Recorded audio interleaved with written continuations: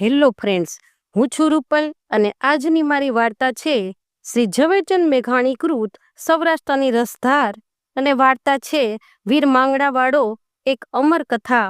સૌરાષ્ટ્રની ધરામાં ઐતિહાસિક વાર્તાઓ ઢબુરાઈને પડી છે। ભૂત થઈને પણ પ્રેમની તૃપ્તિ પૂર્ણ કરે છે તેની આ અમર કથા છે વીર માંગડાવાળો। ક્ષત્રિય યુવક અને વણિક યુવતી એકબીજાના પ્રેમમાં પડે છે, જે બાદમાં લડાઈમાં યુવકનું મૃત્યુ થતા તે યુવક પ્રેત યોનિમાં ભૂત રહીને યુવતી સાથે લગ્ન કરે છે અને તેમના પ્રેમને અમરત્વ આપે। હાલના દેવભૂમિ દ્વારકા જિલ્લાનું ભાણવડ તાલુકાના બરડા ડુંગરમાં આવેલા ઘુમલી પર ભાણ જેઠવા રજપૂતોનું રાજ હતું। ગીરના ધાતરવડ ગામનો વીર માંગડાવાળો જેઠવાનો ભાણેજ થતો હતો અને તેનો માનીતો હતો। ત્યાં ફૂલોનો બગીચો હતો, તેની દેખરેખ માંગડાવાળો રાખતો હતો।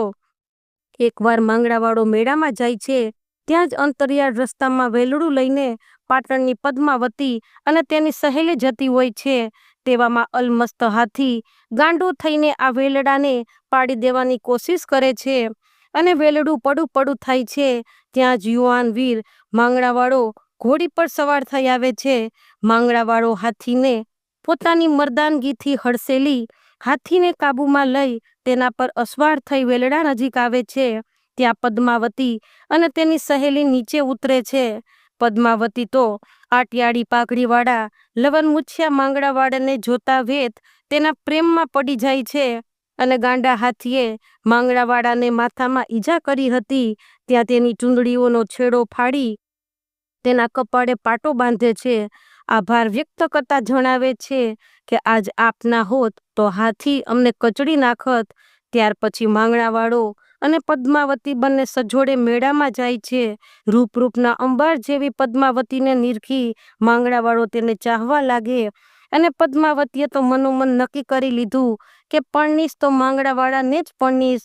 તે પ્રણ લે છે કે જ્યાં સુધી મારા લગ્ન માંગડાવાળા સાથે ન થાય ત્યાં સુધી હું નિયમિત શંકર ભગવાનના મંદિરે દર્શન અને પૂજા અર્ચના કરીશ। માંગડાવાળો મિયાણીના હરસિદ્ધિ માતાનો ભક્ત હતો, એટલે તે ઘુમલીથી મિયાણી હરસિદ્ધિ માતાના દર્શન કરવા ગયો હતો। લૂંટારુઓને બાતમી મળી કે માંગડાવાળો ઘુમલીમાંથી નથી, તેથી તેઓ ત્યાં આવીને ઢોર ઢાખરને લૂંટી ગયા। ભાણ જેઠવાને આ સમાચાર મળતા તેમણે લૂંટારુનો પીછો કર્યો અને હિરણ નદીના કાંઠે તેમને આતરીને પડકાર્યા। ત્યાં લૂંટારુઓ અને ભાણ જેઠવા વચ્ચે ધમસાણ યુદ્ધ થયું। તેની જાણ વીર માંગડાવાળાને થતા તે હરસિદ્ધિ માતાના દર્શન કરી સીધો ગીર તરફ જવા નીકળે છે, પણ રસ્તામાં પાટણ ગામના પાદરે શંકર ભગવાનના મંદિરે દર્શન કરવા જાય છે। ત્યાં પદ્માવતી થાળ લઈને દર્શન કરી જતી સામી મળે છે। વીર માંગડાવાળો યોદ્ધો બની લડાઈમાં જવાના મૂડમાં હતો, પણ પદ્માવતી મળતા ફરી પ્રેમના અંકુર ફૂટી નીકળ્યા। માંગડાવાળાએ પૂછ્યું, કાં દર્શને આવ્યા? પદ્માવતી કહે છે, આપ જ્યારથી મને મળ્યા છો તે દિવસથી હું આપના અપાર પ્રેમમાં પડી છું। જ્યાં સુધી આપની સંગાથે લગ્ન નહીં થાય ત્યાં સુધી શંકર મંદિરે નિત્ય દર્શન કરવા આવું છું। બોલો માંગડાવાળા, આપ મારી સાથે પરણશો ને? માંગડાવાળો તરત જ શંકર ભગવાનનો ઋણી હોય એમ બોલ્યો, મારા મનની વાત તમે કરી દીધી। હા પદ્માવતી, હું આપની સાથે જ લગ્ન કરીશ।